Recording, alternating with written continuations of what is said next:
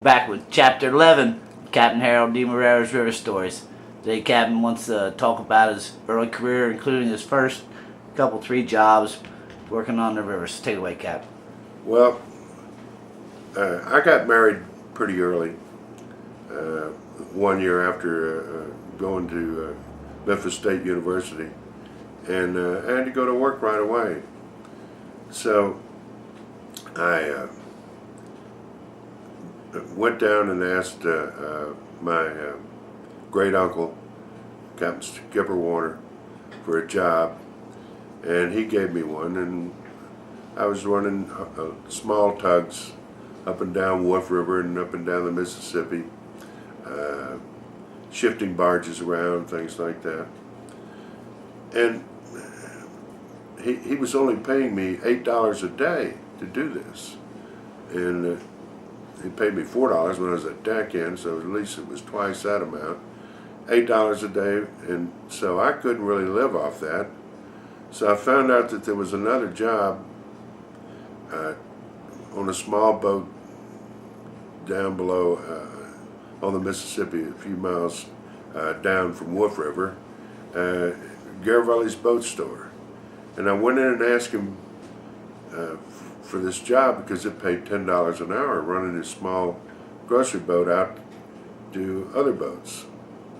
In those days, they used to, we would supply groceries and cigarettes and things like that, gum and magazines to these crews off the boats as they went by Memphis. So anyway, I was asking for the job, and he said, "I know you're qualified, but listen, I got to go ask your great uncle if I can hire you, because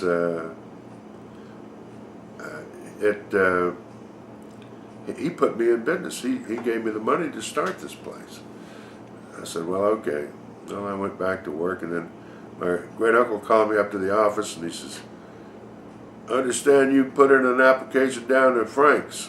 I said, "Yes. Yes, sir, I did. I need more money." I said, "I'll stay here if you'll give me more money." And he says, "Well, when I think you're worth more money, I'll give you more money." So I said, "Well, okay."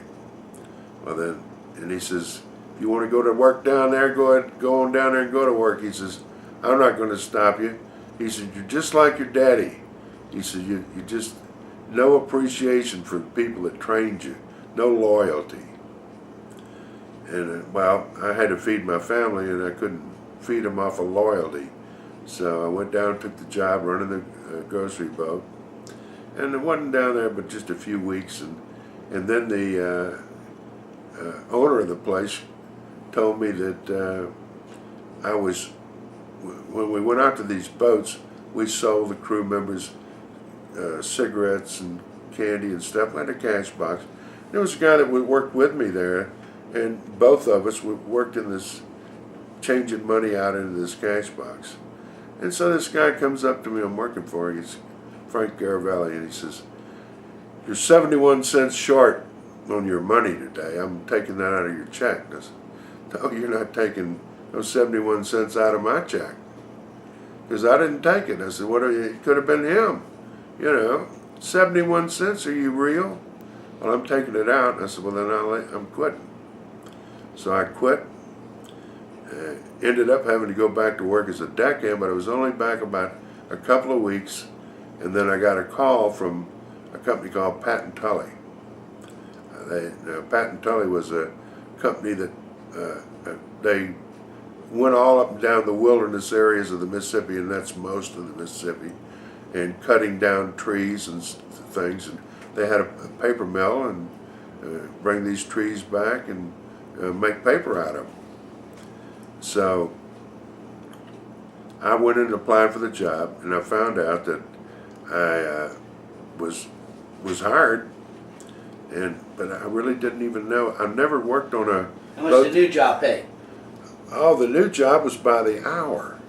By the hour, man. And I ended up making like $130, $140 a day off of that job. It was incredible. But I didn't know that whether I was going to be able to take the job, because Uh, I really didn't know the river, but it's just a few miles below Memphis. Did you just buy a book? Well, I didn't know that they even had maps. They actually did have them, but I didn't know they had maps of the Mississippi back then. How'd you get yours?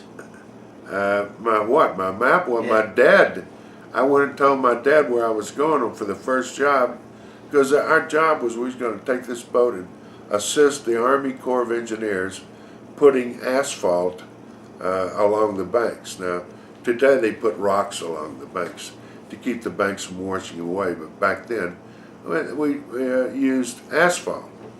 So anyway, my job was to take it, and I remember this because the very first day we was down there, I had to take and go out onto the sandbar, kind of the bluff end of the sandbar, the lower end, and unload some equipment.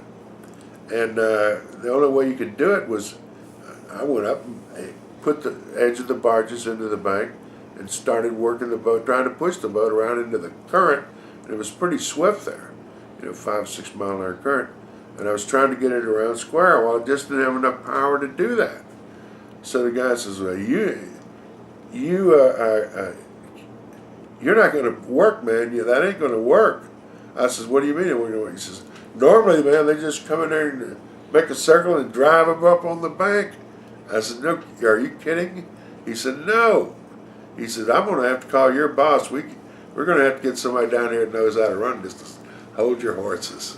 And so anyway, man, I got out there in the river, and I got it up to full speed, and I turned, and I was pushing a little barge that had loaded with Caterpillar tractors and a big crane and everything, into the sandbar, and we hit that sandbar so hard that we went up about in the air. These things went up in the air about 4 feet, and the tractors that was out on the end almost fell off the end of it into the river, and we hit so hard that the searchlight on my boat, the spotlight, broke off and fell down on the deck. The only one I had, by the way. So, anyway, that was the way I got introduced to that type of work, because we put this barge out there, and then they would load these barges with sand, and then take them back to the asphalt plant, and then How many guys on that crew, Cap? on the boat, Yeah. 2 of us, me and one other guy. What happened to him? Well, he was very disrespectful, and he every time I gave him an order, he told me, he says, "I'm not going to do it." I said, "Yeah, but I'm the captain." He says, "I don't care. You didn't hire me. You can't fire me." And I said, "Okay." So this went on a couple of days, and he was really nasty to me. And so one day, because we only had 2 in the crew, at night we'd have to tie the boat up and go to sleep, the 2 of us. So this night, we started to tie up that night. He usually got out on the bow, jumped off the bow, and pulled a rope up to the tree and tied us off. Well, this night he jumped off, and just after he jumped off, I put it in full reserve first. And I pulled out, and I started going up the river, and he was mad. He was throwing chunks of dirt. You left him behind? Huh? You left him behind? Oh yeah, I left him behind. And as I was going by him, I said, "I can't fire you, huh?" That was the end of him. Where was you at? I was down out in the middle of nowhere, actually. I know he had to walk at least 5 miles to the closest road.